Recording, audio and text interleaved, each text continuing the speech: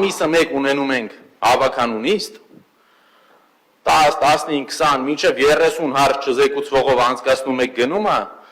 մի հարց բերում եք քննարկման, լայախ չեք անում, նստեք, խոսակ, լսեք, պատասխանեք։ Հարցերը պարզ տալիս ենք, պարոն Հարությունյանը այնց գեղեցիկ է պատասխանում, որ ինձ թվում է Երևանում չեմ ապրում, իմ ապրած Մաշտոցի Պողոտան է, իր տեսած Մաշտոցի Պողոտան երկու տարբեր փողոցներ են։ Այո, Երևան քաղաքը մեծանում է։ Կան օբյեկտիվ եւ սուբյեկտիվ պատճառներ։ Օբյեկտիվը այն է, որ այո, մարդիկ շատանում են, ամեն դեպքում մեր հայրենակիցները պրովինցիալ հատվածներից շատերը ուզում են տեղափոխվեն Երևան ուսման կամ կրթության կամ աշխատանքի պատճառով։ Բայց նաև սուբյեկտիվ պատճառներ կան։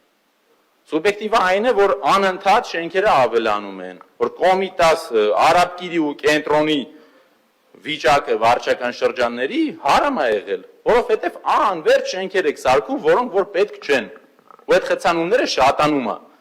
Խցանումները ուզում եք պակասի, դատախազության այդ սաղ ժողովրդին տարեք, չգիտեմ, Բանգլադեշն է կզարգանա։ Նալբանդյան պողոտայի վրա, այդ փողոցի վրա, որ ԱԱԾ եւ այլն կա, տարեք քաղաքից դուրս կամ քաղաքից ծայրամաս, նայեք ոնց երթևեկությունը կլավանա։ Ինչ տարբերություն, պարտադիր պետք է քաղաքի կենտրոնում, մարդկանց գլխին գործեր կարեն։ Տարբերությունը ո՞րն է, մի հատ ասեք հասկանամ, երթևեկությունը ուզում եք կարգավորվի, ունեք տրանսպորտի վարչություն, ունեք տեխնոլոգիաների կառավարման կենտրոն։ Խնդիրը ստե հիմնարկ բացել փակելը չի, խնդիրը ստե պատասխանատու կոմպետենտ գրագետ անձնակազմ ունենալն է։ 74 նոր աշխատատեղ եք բացում, որոնցից 10-ից ավելին 1.2 միլիոն ավել փող են ստանում։ Ախր եթե այդ հիմնարկի աշխատողներին ընտրելու է նույն այս հիմնարկի աշխատողներին ընտրողը, նույն վիճակն է լինել, ուզում է 10 միլիոն տվեք, ուզում է 100 հոգի գործի վերցրեք։ Քաղաքականապես մի բան եք շահելու, այդ 70 հոգին իրանց ընտանիքներով վերջում ԿՊԿ կընտրեն։ Այդ քաղաքը դրանից ինչ է շահում, ես չեմ հասկանում։ Չափման միավորները ո՞րն է,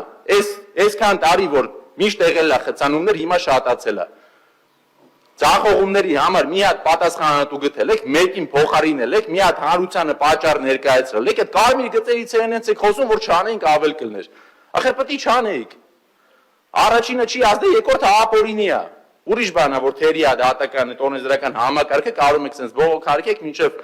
իշխանությունից կգնաք, նոր մյուս քաղաքապետը կգաստես, ստիպված այդ 1.4 միլիոնը հետ կտա երևանցիներին, եթե ազնիվ լինի։